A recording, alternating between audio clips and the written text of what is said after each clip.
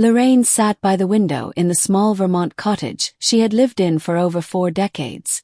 The wooden frame creaked with every breeze, as though the house itself remembered more than she did. Her fingers, now delicate and lined with time, gently touched the gold wedding ring that had never left her hand. William had slipped it on when she was just 23. She was 71 now.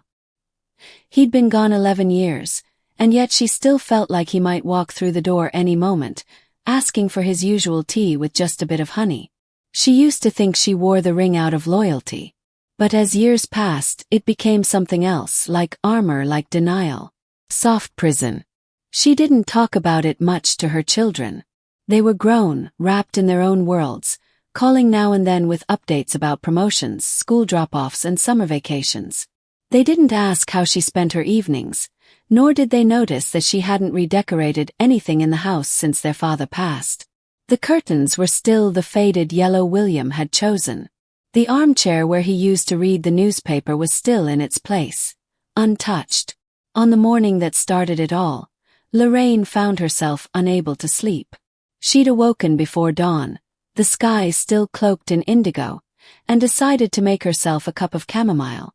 As the kettle hissed, she wandered into the attic, guided by a strange pull she couldn't name. There, under dusty sheets, were the boxes of memories she had locked away years ago. Letters, old photographs, travel maps from their road trips, his work boots. She sat on the floor for hours, letting the quiet stretch around her. She held a letter she barely remembered writing, addressed to William but never sent. It was dated a week after his funeral. In it, she had confessed how scared she was to live without him, how angry she was that he left, and how every corner of the house echoed with his laughter and left her hollow. She cried reading it, not the sharp sobs of early grief, but soft, weathered tears that had taken years to form. Later that day, Lorraine did something she hadn't done in over a decade. She opened the garden shed and pulled out the easel she used to paint. William had built the little greenhouse out back just so she could have a place to work. After he passed, she had put everything away, too hurt to face the joy it once brought. But now, under the afternoon sun, with soil beneath her feet and birdsong in the distance, she picked up a brush again. She painted the chair by the lake where William used to read, the tulips they had planted, the tree house their children had helped build.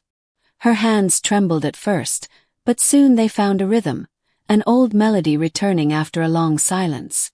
For the next several weeks, Lorraine painted every day. She hung her artwork across the cottage walls. She even mailed a few to her daughter. "They're beautiful, Mom," her daughter said. "You should have never stopped." One evening, as the sun dipped behind the hills, Lorraine stood in front of the mirror.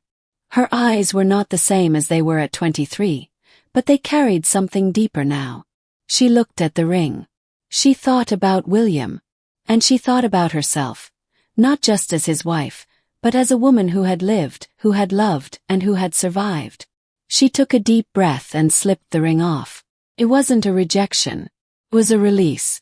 "Thank you. Goodbye." She placed it in the wooden box William had given her on their 10th anniversary. Then she walked outside barefoot into the garden. She didn't feel lonely anymore. She felt free. The next morning, she booked a train ticket to Portland to visit an old college friend she hadn't spoken to in 30 years.